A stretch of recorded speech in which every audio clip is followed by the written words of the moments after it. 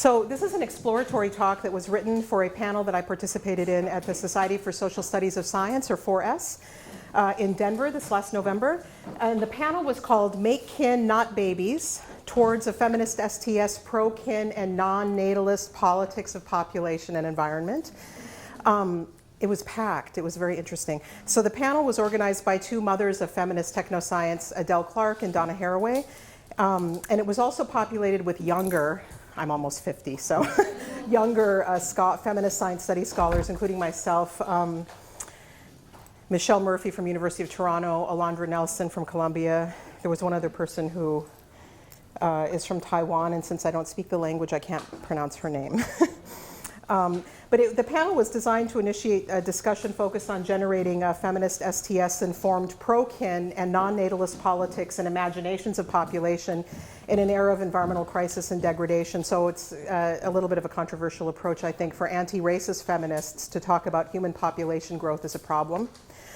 But key to our panel was whose population growth? Unlike other often white heterosexual male worriers about population, we focus our worry on privileged, often white, Western subjects as disproportionate consumers of the world's resources. We asked, is it possible to develop anti-colonial, anti-imperialist, anti-racist, STS-informed politics of peopling the earth in current times, when babies should be rare yet precious, when real pro-family and pro-well-being politics for young and old are rare but necessary?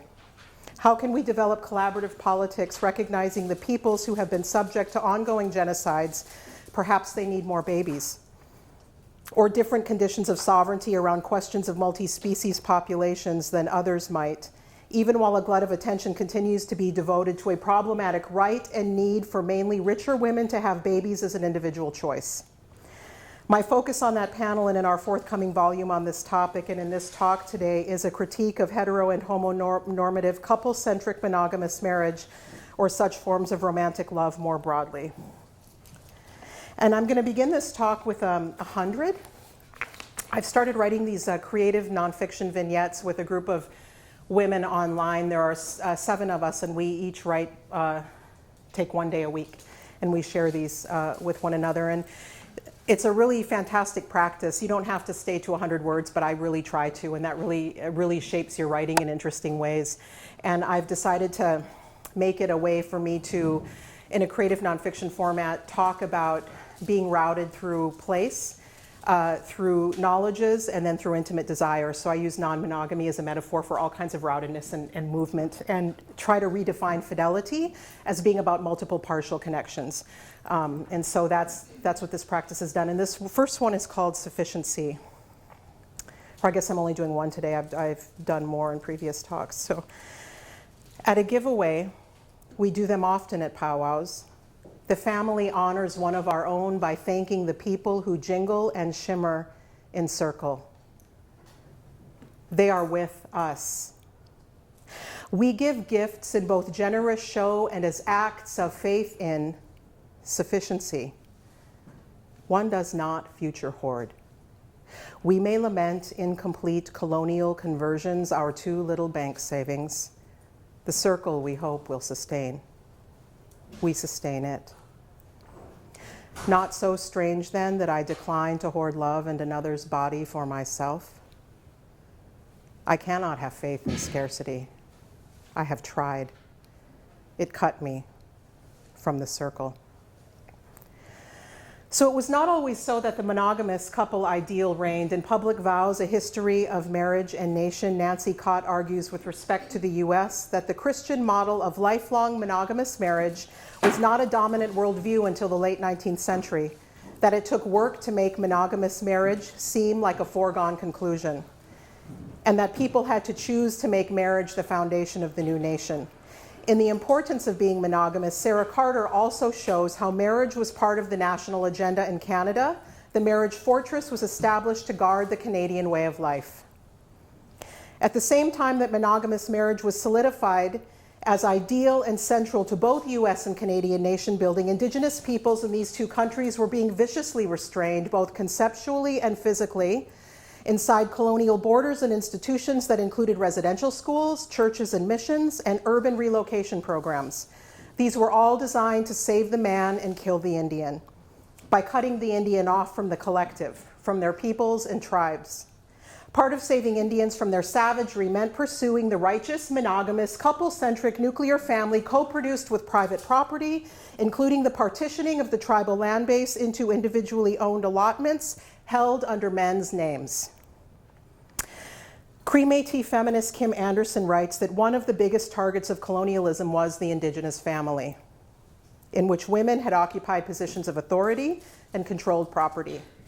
The colonial state targeted women's power. It tied land tenure rights to heterosexual, one-on-one, lifelong marriages, thus tying women's economic well-being to men who controlled the property. Indeed, women became property.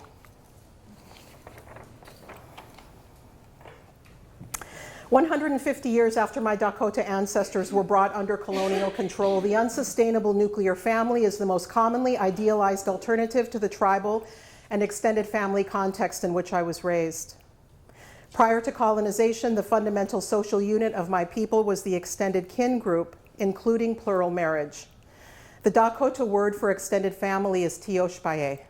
The word for tribe or people is Oyate.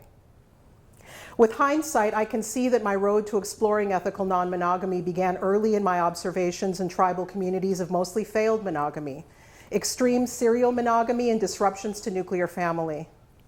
Throughout my growing up, I was subjected by both whites and natives ourselves to narratives of shortcoming and failure. Descriptions of Native American broken families, teenage pregnancies, unmarried mothers, and other failed attempts to paint a white nationalist middle-class veneer over our lives. I used to think it was the failures to live up to that ideal that turned me off emphasizing domesticity. And that's why I ran for coastal cities and higher education, why I asserted from a very early age that I would never get married. Now I see that it was not my family's so-called failures, but rather I was suffocating under the weight of the aspirational ideal of a normative middle-class nuclear family, including normative coupledom, period. I was a happy child in those moments when I sat at my great-grandmother's dining room table with 4 generations, and later in her life, 5 generations. We gathered in her small dining room with its burnt orange linoleum and ruffled curtains at the table beside the antique china cabinet. People would overflow into the equally small living room. All the generations would be eating, laughing, playing cards, drinking coffee, talking tribal politics, and then eating again. The children would run in and out. I would sit quietly next to my grandmother's, hoping no one would notice me. I could then avoid playing children's games and listen instead to the adults' funny stories and all of the wild tribal politics. Couples and marriages and nuclear families got little play there. The matriarch of our family, my great-grandmother, was always laughing. She would cheat at cards, and she would tell funny, poignant stories about our family, about families and individuals, both natives and whites in our small town, throughout the 20th century. Aunts and uncles would contribute their childhood memories to build on her stories. My mother would bring the conversation back to tribal or national politics. A great-grandchild might be recognized for some creative, athletic, or academic endeavor. The newest baby would be doted on as a newly arrived human who chose our family. The mom, who might be 18 and unmarried, would have help. As Kim Anderson explains, our traditional societies had been sustained by strong kin relations in which women had significant authority. There was no such thing as a single mother, because Native women and their children lived and worked in extended kin networks. Despite colonial violence against our kin systems, we are in everyday practice still adept at extended family. Beyond biological family, we create institutions that function as a tioshpaye. For example, the survival school movement, which unfolded in St. Paul and Minneapolis in the 1970s. That's a photograph on the right. That was part of a community response within the American Indian movement to racism in the public schools. Each day opened and closed with a ceremony. Academics were combined with Indigenous cultural curriculum, and everyone got fed, which for poor children was key. We also have ceremonies to adopt kin, and in my extended family, we engage in a lot of legal adoption. This is aided by the Indian Child Welfare Act, or ICWA, that prioritizes the adoption of Native children by tribal families so that children have a better chance of staying inside their tribal cultures. Indigenous peoples ourselves actually lobbied heavily for that legislation as one response to the colonial kidnapping of children from Indigenous families who were impoverished by colonialism and deemed unfit for not attaining the middle-class heteronormative nuclear family structure. Our tribal webs of kinship share with ethical non-monogamy when it goes beyond individualistic discourses of freedom and self-actualization to make family and community the possibility for greater emotional, environmental, and economic sustainability. So now I want to talk just a minute about caretaking other than material relations.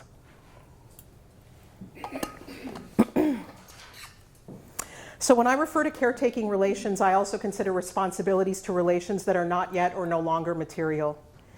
When my mother-in-law passed, I was reminded of how differently Dakota people and settler culture conceptualize responsibility to kin and the implications of materiality in that thinking. It was difficult for me to watch my co-parents' family greet her death. Unlike in Artioshbaye, they do not sit with their dying through the days and nights of the passing. First in the hospital for however long it takes, and then afterwards in a 3-day wake. There is no oyate to bring food for the family in hospital. They do not tell stories for days around the hospital bed, and then the star quilt covered casket punctuated by laughter, suddenly swallowed voices, silence, and then tears.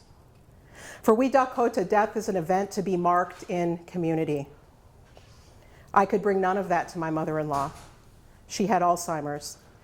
And while my tribal family still claims my co-parent as kin, his does not similarly claim me after the severing of the state contract. My mother-in-law died outside the minutes of their daily visits. They had a hard time watching her. I do not understand their relationship to death. Why is coming to the end of a good journey unbearable to witness? Did the quieting of her vitality seem undignified? After thinking hard on this, I conclude that a fundamental conceptual break conditions their relationship to death. Materiality is severed from spirit, for lack of a better word, in their world. And it is not only materialists who do this, believers do it too.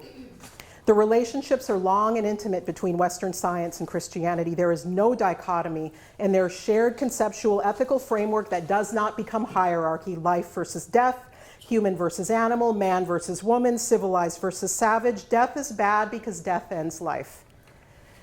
In such a worldview, spirits do not legitimately bridge worlds in mundane ceremonies or in dreams, but spirits are persons. Our social relations, be they wise or imperfect. Some were human, some may be again. We tribal people don't have scripture or a Google map plotting the streets of the spirit world. We don't all share one named broker from this world to the next. We don't pretend to know much, but we do know that death of the body opens up another stage of being, not only materially, but in ways we cannot yet measure. We have all seen or heard it. We may not all have the same relations with those who move without bodies among us, but it is impossible to live in a tribal community and not live within a world where these spirit persons do things. For us, materiality is part of being, not the other way around. Likewise, persons that are not and will never be human, those called non-human, animal, less sentient, they do things in this world, and they are also our relations. Just as we do not relinquish the beingness of our human relatives with the passing of their biophysical bodies, we do not relinquish our relationships with our non-human relations in these lands, even after the legal, material, and scientific claiming of their bodies and their communities like ours by nation states. So I have a photo here of, I'm sorry it's not super clear, of Pipestone, which is a soft stone found in the Pipestone quarries in southwest Minnesota.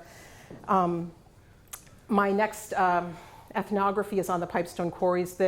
We get stone for ceremonial pipes there. It's one of the largest resources for pipes, if anybody's ever been in a pipe ceremony. We talk about, it's sort of under Dakota control along with the Park Service, but there are 23 affiliated tribes in the upper Midwest that have official bureaucratic relationships with that place.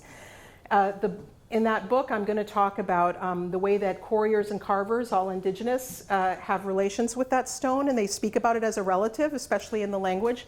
But I also envision that the bureaucrats there they're both tribal and federal bureaucrats have relationships with that stone, as do the local non-native people in southwest Minnesota that pretty much happens to be white people. It's a very red-white racial line where I'm from.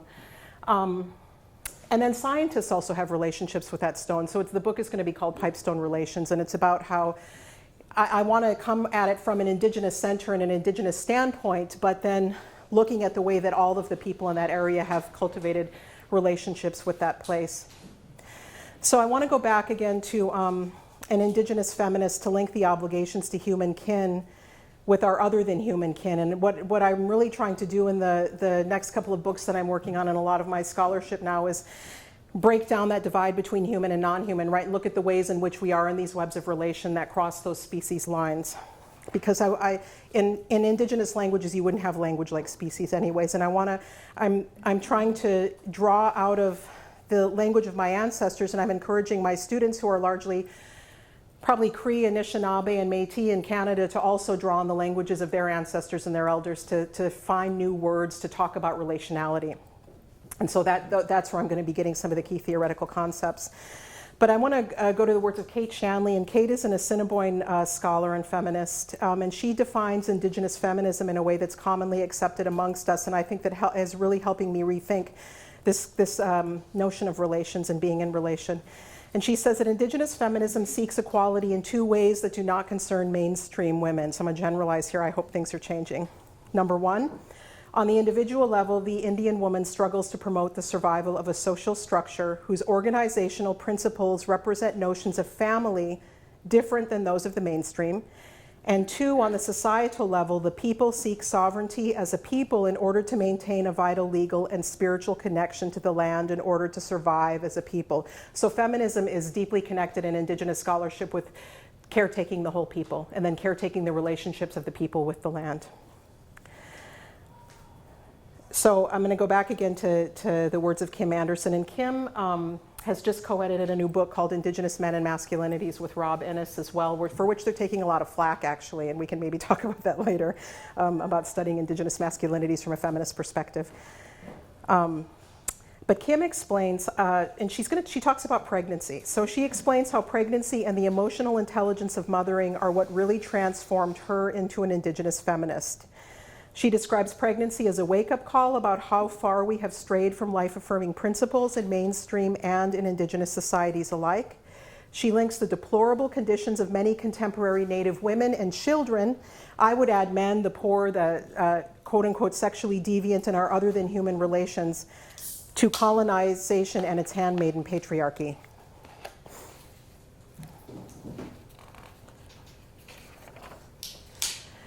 So, and I'll quote from her again. She says, women were considered the head of the household because they were primarily responsible for the work involved in child rearing and in managing the home and community. Empowered motherhood was not only a practice, but also an ideology that allowed women to assert their authority at various political levels. In a number of Indigenous societies, it was older women who made decisions that set the direction for all of the people, which they did as clan mothers through women's councils and as head women of their own extended families. And I should just say, coming from a Northern Plains culture, there was some degree of choice in gender roles as well. And I think the same was also true for some of those other cultures in the Northern Prairies. So even though she doesn't say it here, this is also something that's found in other Indigenous feminist work. So Anderson analyzes the roles of women in what I would call governance at multiple levels. Inuit feminist Minnie Gray has also specifically designated women's caretaking of families and the broader people in an integrated fashion, both in the past and the present, as fulfilling a governance role. Anderson's use of motherhood is complex, and it's attuned to how maternal roles are entangled in patriarchal policy and movements. She advocates a form of mothering that I would translate as caretaking, and which I see as detachable from the cisgendered, biologically reproductive woman's body. And Anderson, as indicated earlier, would certainly not reserve mothering or caretaking for the woman recognized in the dominant culture as the mother. For her, it's about working with other women and men in community organizations to advance Native women's health and well-being, which she always again links to the advancement of the people as a whole. And indeed, her recent work on Indigenous men and masculinities does a similar thing. That work is linking Indigenous men's well-being with men and masculinities being defined in multiple ways to the advancement of Indigenous peoples broadly. At a December 2015 symposium at the University of Alberta on Indigenous masculinities, Anderson shared an illustrative, moving, and complex story about one man who nurtured family. She remembered her father, who she described as always working hard to make all of the children laugh. He was the one who did all of the cooking for the family. He imparted humor and nurturing to their lives, although he eventually drank himself to death. So she did in that story what I argue sustains Indigenous peoples in an age that some have dubbed the Anthropocene. We hold accounts of death and destruction in the wake of an apocalypse that our people have already endured for a century or two, side by side with stories of life and recognition of our ongoing relations in this place. With that story, she both mourned and affirmed, while she addressed masculinities in a way that was not only about men's well-being, but as with her work on women, also about caretaking the whole people. Elsewhere, she has written that healthy life is maintained through balance between the various life forms, including men and women, and that mothering or caretaking promotes the health and well-being of the people and the environments they live in. So in November, and I should say, so I'm going to talk just very briefly about Black Lives Matter. I'm sorry the visuals are so small. This piece, when it gets worked out, is going to go into an anthology called Making Kin, Not Babies. If we can agree on that, not everybody on our panel, some people really didn't like that, that phrase. And so Alondra Nelson, actually, who, Alondra's written on the Black Panther Party and, I can't remember what the and Social Life of DNA is the new one, right? Yeah. So Alondra is a sociologist who's now Dean of Social Sciences at Columbia, and she's also part of this book project, and she's writing on Black Lives Matter in relationship to kinship. So I think once I see her piece, I'm going to build this up to be in conversation with her. But this is just something that struck me as I was watching that movement unfold, and it could be that I shouldn't be using this language, but I'll give it a go. So in November 2015, Yvonne S. Marquez published a blog post on autostraddle.com called "Badass Black Queer Women Pave the Way for the Mizzou Movement." She highlighted Black Lives Matter activism after several explicitly anti-Black incidents that resulted in the resignation of the University of Missouri president, and I quote from her, "What's most interesting and empowering about these student demonstrations was that it was inspired by the Black Lives Matter movement happening in nearby St. Louis and Ferguson, Missouri. And just like the Black Lives Matter movement, the Concerned Student 1950 group was led and organized by queer Black women. The young Black men, the football players at Missouri, did something important in refusing to play ball without the University of Missouri administration making some official apologies and amends for structural racism on campus. But Marquez wanted to give credit where credit was also due. And as I watched this, I saw those young queer Black women sharing ground with Indigenous women. One way to understand their actions is as caretaking their people, and their social justice organizing as powerful acts of governance. All of this speaks to me about asserting kinship away from patriarchal settler ideas of it. I'm reminded of Idle No More, which links the protection of Aboriginal treaty rights to the protection of the earth. I see the actions of young queer Black women in Missouri, like the work of Idle No More, as a form of mothering, as Kim Anderson would call it, but again, mothering or caretaking is not the domain alone of cisgendered biologically reproductive women. Not to downplay the hard and dangerous work that some women do, but there are many others who do and can play caretaking roles. The founders of Idle No More and these badass Black queer women are examples of the conceptual, emotional, and organizing work this kind of caretaking and change takes. So, in conclusion, I want to return to my Tioshpaye, again, that's our extended families, and to tribal peoples, our Oyate. I don't anymore see our failures at lasting monogamy and nuclear family as failure. Some in my family face life choices far more restricted than mine are now. Others were simply unwilling to sacrifice a life lived daily among extended family and tribe, as I have done, in order to pursue professional opportunities far from home. From where I stand, it looks to me like most of my extended family members have more security in our small town tribal community or in the urban Native community in which I spent part of my childhood than they do in Eurocentric traditions of nuclear family and marriage. Of course, like ethical non-monogamy, the relations of the Tioshpaye can be demanding, and it is no bed of roses every day. I see us deep inside the shifting walls of the colonial edifice, which took most of this world's resources to build, experimenting and working incrementally with tools and technologies that we did not craft, I see us combining these with Indigenous cultural templates in any open space we can find to build lives and communities of relations that make any sense to us at all. And this will go hand in hand with not only repairing our extended families and our Indigenous communities, but it will involve reparative kin-making with non-humans, with the places in which our peoples emerged as peoples. As we do this, we cannot avoid this question about who gets to have babies and whose children will flourish at the expense of others, both human and non-human. And happy belated Valentine's Day. May your loves be many and not caged within colonial norms of romantic couple-centric bliss.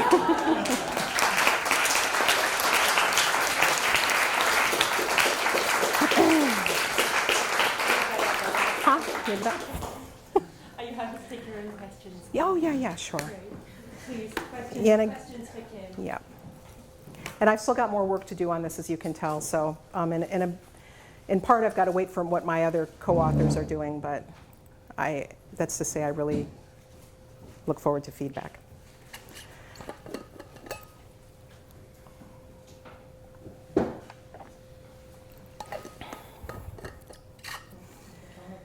Thank you. Really beautiful.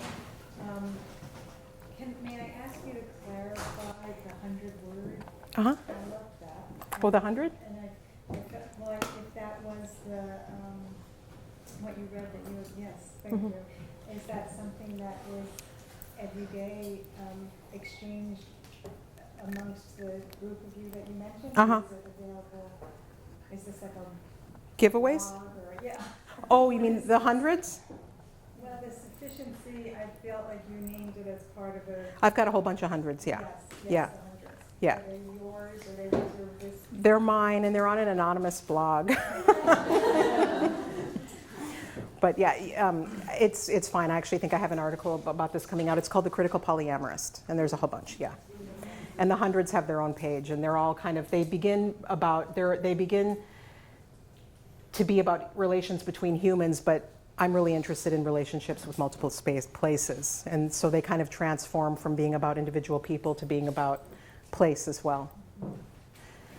Just to clarify a little further, did you say there's a group of people who share these? We do, but on my blog it's only mine, but there's a group of these, it's an online writing group of 7 women, and we each take a day and we write 100 and then we share it around.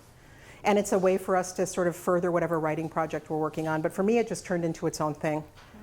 Yeah, it's a great concept. Yeah. I'm just going to say the relations between the work that you're doing on extending social relations between the non-human and the human. I also really felt the extension with where you're starting with death, which I also was taken by. I don't really have a question. Yeah. That Yeah. really also felt like part of this work that you're doing, part of the theorizing that you're doing. Right, and so because I engage in the new materialisms and in multi-species thinking a lot, and I'm always on panels with people who don't really question their assumption that life should be organismically defined. And then you've got the new materialisms coming in, trying to craft in this very painstaking way a theoretical language to deal with vibrancy and life force without drawing on more religious meanings. But as an Indigenous person, I don't have that problem. Like, I don't need it to be secular, right? It's not Christian, but it's not secular either. And I do think in our languages, and this is why I want myself and my grad students to go back to those languages, there are words. So for example, when I was watching a film made by the US Park Service about Pipestone, they had Albert Whitehat in there, who was a fluent speaker of Dakota Lakota, and because he does a lot of the translation of old texts and stuff, and he was translating the word that we often get told means sacred or like stands in for creator. It meant relations. I was like, and so as I'm like, that's so used, and I already know this from having studied the language. Presbyterian missionaries made our dictionaries. And they translated stuff to serve their own needs, right? Their 19th century civilizational project, and they perverted my ancestors' language. And we're relearning a perverted language today, and so that's why I really want us to go back. It just makes me so angry, because if we go back and look at the language, suddenly maybe we don't have a creator anymore, right? And so that's why I think it's really important to do that. And so I'm really happy with everything that's going on in the Academy in terms of multi-species stuff and new materialisms. And I think it's great if people want to make a secular project out of that, but our project is not like that. And so, but it's great to be in conversation. Yeah.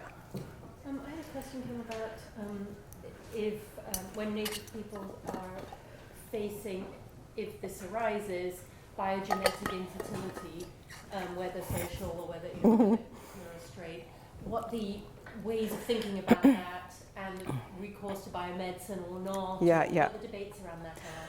I've only heard, jokingly, but I hear it a lot because I'm involved in Indigenous studies pretty extensively, and I know a lot of feminists. I mean, you hear a lot of Indigenous women talk about the need to have sperm banks because they, because we have all these blood quantum problems, right? And the way we do enrollment, and they'll be like, yeah, and if you can't, I mean, I don't want to be gossiping here, but I mean, if you can't find like a, you know, if you're heterosexual, you can't find a decent Native man to have a kid. They talk about stuff like that, right? Like, yeah, we need sperm banks. But I mean, it's just joking. I don't know. I've never heard of an Indigenous woman talk about using reproductive technologies before. It's not that maybe it happens, but was that kind of your question? Yeah, and partly because often high fertility rates go with forced migration patterns, especially where genders are separated. Well, so are there in fact high incidences of fertility No. and biomedical infertility? Well, we have actually, I think still, but see, we get ignored in the United States, so you don't know anything about us because we're always left off. We're always left off. But if you go look at the American Indian U.S. Census data, we actually have the highest birth rates of any demographic group in the United States. Is it stigmatizing to not have biological children? I mean, I can speak from personal experience. I would say no, not as much. So in my culture, and we've still retained this to a degree, the children of my sisters are my children. I'm Ina, I'm mom. The children of my brother are my nieces and nephews. And if my brother had a brother, the children of his brother would be his children. So auntie, I mean, it gets translated in English as that, but when my nephew's talking about having a child in the next couple of years, which means I'm going to get called grandma, that's what will happen in my family, I would say no, it's really not as much. Because and this is one of the things I'm happy about and why I decided I really wanted to rethink all the stigmatizing language we have around our failures as families. We're not failures at all, right? We caretake each other's children, and a lot of times the auntie in the family is the matriarch. The person who didn't have the children is the matriarch because she's the one who actually was caretaking so many of the children who maybe the mothers were too young, the dads weren't around, whatever. So yeah, maybe that is a big difference, right? Yeah. Yeah. Thank you so much for this. It's really Oh. Can you talk a bit more about some of the controversies behind what the book on Indigenous masculinity and where two-spirited notions of self might play into some of this that dichotomy when you're talking about feminism and masculinity based on male terms. So the Indigenous masculinity stuff, we did a symposium at the U of A. There's this book that's out. There have only been a couple of symposia before that. There is some noise being made by some Indigenous, and there's Indigenous feminists right at the heart of this, but by other Indigenous feminists who are saying, you know, here we go, you know, cisgendered men taking center stage. But the thing is, if you know the history of how that book came to be, there were 3 symposia that led up to that. And one of the foundational ones was, and Kim Anderson got asked to do this by men in communities that she works with, and she said for many years, I don't want to do this, I'm a woman, I shouldn't be doing this, a man should be doing this. Well, when they ended up doing the first symposium, I think 5 of the 9 speakers were two-spirit identified, and so and then there's one chapter in there on female masculinities. There's another article by a trans person that dropped out, but this history isn't really known, and so the book is getting accused of sort of foregrounding cisgendered men again. And really, but I think if you read the book, I just taught it the week it came out, it really is going a good ways towards questioning gender binaries, but also looking at the way, again, that those gender roles need to be reentangled in Indigenous practices, right? And however one wants to choose or negotiate those. And that's kind of actively being discussed. So I think it's getting a bad rap, actually, I really do. Was there a more specific question than that, or? No, I guess I was thinking more like I can offer this notion of the Mohawk. Well, one of the reasons that they're taking a hit about Indigenous masculinity is because Alfred wrote a blurb or something, and not all Indigenous feminists are super happy with him, right?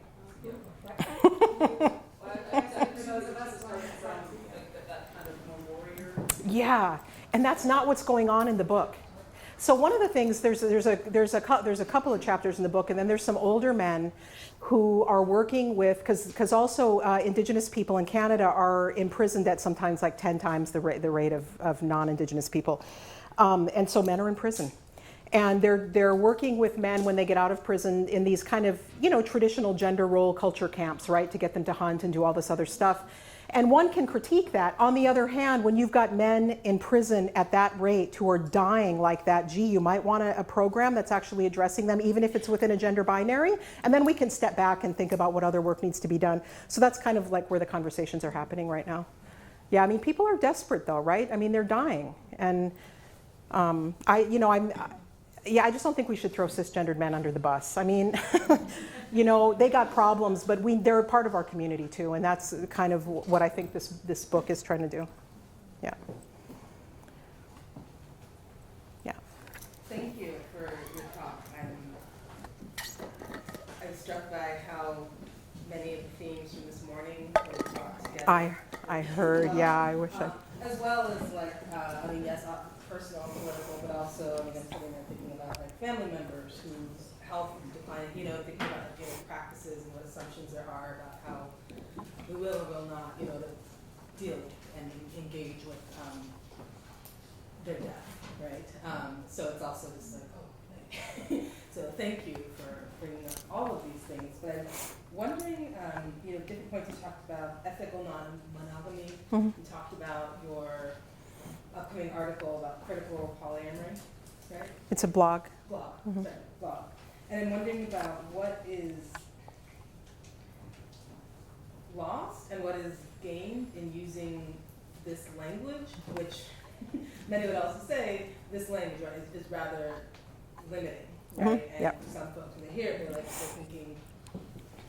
they're not thinking, right, that this is actually a way to describe the different relationships that many people, Mm-hmm. have that are not about the, as you put on your the Valentine's Day, the sort of typical relations. And Yeah. so I'm just wondering if you can say more about that. Yeah, I mean, I'm working on a new piece about that, right? And sort of the limitations of this language, and it's a stand-in, right? It's very couple-centric. It does tend to be in practice heteronormative, and queer people might not necessarily use that language, even though they've, been better than a lot of straight people at, having these more fluid relationships and sort of dynamic. Let's work out what the ethics are in collaboration, right? Yeah, so that's a piece I'm working on. I mean, we're so hindered in this language that we use. I guess I'm used to it because I'm going between English and Dakota too, and I see how terrible English is, but I still have to use it, right? So yeah, I mean, so this new piece I'm working on is, I'm looking at the arguments between polyamorous and relationship anarchists, and that's kind of interesting too. And the kinds of conversations they're having. I would like to get, and this is what I'm hoping, so the Pipestone ethnography is the next book, but the next book I'm working on after that is called, tentatively, Disrupting Settlement, Sex, and Nature, an Indigenous Logic of Relationality. And I'm hoping by the time I get through that book, I've got a better language for talking about relating across human and non-human lines, and then maybe I can then I'll have to change my URL from the critical polyamorous to something else. So, but yeah, no, you're right. It's seriously, yeah. Yeah. Hi, thank you so much for your talk. I found it really fascinating, and I have a question as somebody who does work on Palestinian communities and this notion that many people, including celebrity scholars like, for example, I might say Spivak, have said that Indigenous women suffer from double effacement, right? They're not only colonized, but they're also products of patriarchy, and so they have the burden of responsibility of reproducing the nation because their womb, right, is supposed to be the anti-colonial space, right, of reproducing. And I wonder, and maintaining a banishing people. So I just am curious about how you might comment on that, because it sounds like there's a sort of a critique of that position, or perhaps sort of an engagement, but a point of departure from that. I'm just curious about Yeah, I mean, I'm probably the only North American Indigenous woman you'll ever meet who will say she's non-natalist. I mean, at least I haven't met any others, right? I'm That I'm not even not non-natalist, I'm anti-natalist. I mean, I just, we really need to think about the babies we produce. There's a lot of people in this world that need taken care of, and a lot of non-humans, right? But, people have a lot of babies at home. And we're such a small percentage of the population, right? We're 1/2 of 1% of the US population. Alondra Nelson was saying the same thing in her talk. She's deeply uncomfortable with this make kin, not babies thing. For me, I guess I don't comment, so I don't think I'm going to write against natalism so much as I'm going to write in favor of rethinking the kin relationships that we need to attend to, and that I think we're already doing some work on, but I want to value that instead of continuing. I want to push back against this continual portrayal of us as dysfunctional, right? So I want to focus on renaming that as something else. I mean, because it's, we have a lot of problems in our communities, but we also do a lot of things right, and I think we're, I don't know. Yeah, I find it really interesting because it's almost an emphasis on the life, not on what is vanishing. Right? Mm-hmm. It's like we reproduce the settler-colonial completion story, but instead it's sort of emphasizing life and what is present and what is actively happening. I just really appreciate Right. that perspective. Oh, you're welcome. Yeah, no, and I do want to think about caretaking and who caretakes, and I didn't, but in the wake of the American Indian movement, you get all these like macho guys with their leather and their chokers and their braids with their fists in the air. Where the real work was going to, we needed those guys for photo ops, right? And so you could get press. But the real work was going on behind the scenes. And I think the Panthers were like this too, from what I've read, right? They were feeding children, they were educating children, and there were non-macho men, and there were women, and there were kids who were protesting and doing community work, right? And I grew up in that, right? And that was incredible to me. So I want to value that and highlight that, and very few people understand that kind of caretaking that happens among the people, no matter what their gender identity is. Yeah. In the back slide. Yeah, maybe just to explore another valence of that. I mean, it seems like if we replace babies with kinship, or if that becomes a project, perhaps cis men could become mothers in a sense, and in that way sort of construct themselves as not men anymore, because gender, that relationship to gender seems to arise around reproductive relationships. So perhaps like a new version of being cis, I guess, as a mother. Is that something that you feel interested in at all? I would like to see somebody talk about that. Yeah, I don't. I don't think of myself as, I'm not a gender scholar, so, I don't want to say something stupid. So, well, I mean, I probably have already said something stupid today, so. Go ahead. I think you said reparative kin making. Yeah. Can you explain what you mean by that? What did I say exactly? I know it's in the last line. It could be my hearing. Oh, yeah, no. It will involve reparative kin making with non-humans with the places in which our peoples emerged as peoples. Yeah, I think, I guess I was thinking about the non-human element there. So the way, and this is what's so interesting about Idle No More, right, and why they're so important. They're attaching the violation of Indigenous treaty rights, which are all about protecting human relationships with place and with land. And they're talking about that violation in relationship to violence against humans, right? And they're basically saying to all of Canada, it's not just us that are being affected by the violation of our treaty rights and all the severe environmental degradation, but it's all of you. And so we're all going to do better if we protect Indigenous treaty rights, and we sort of look harder at the violence of extractive resources. There's a lot of Indigenous feminists in Canada connecting the violation of the land to the violation of women's bodies. And the violence of extractive industries to the violence against Indigenous women. So I think for me, thinking about how we repair those relationships with non-humans is also going to help us repair our relationships with each other. Yeah, I don't. And that's why, so some of the work that I need to do in this, because we've got this big Anthropocene kind of thing going on at U of A, I want to, and I've been involved in those conversations, I want to bring that a little bit more into this piece, because the links are still not as worked out as they should be between the human and the environment, quote unquote. Yeah.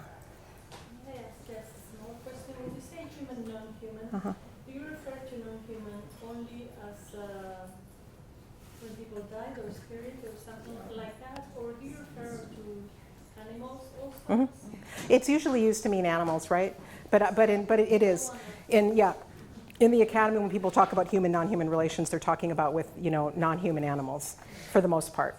Is what it's meant in the academy, in the Western Academy. But I expand that to also mean stone spirits, but I don't think most people in the academy would be thinking, especially about spirits. I mean, the new materialisms are bringing in, you know, stones and other kinds of things, but it's still kind of not cool, I think, in the academy to, unless you're speaking metaphorically. But I'm not speaking metaphorically, I'm speaking literally. Yes, I mean it, yeah, all of it. And it's terrible, that word non-human is terrible. The non-human is a terrible word, right? But it's...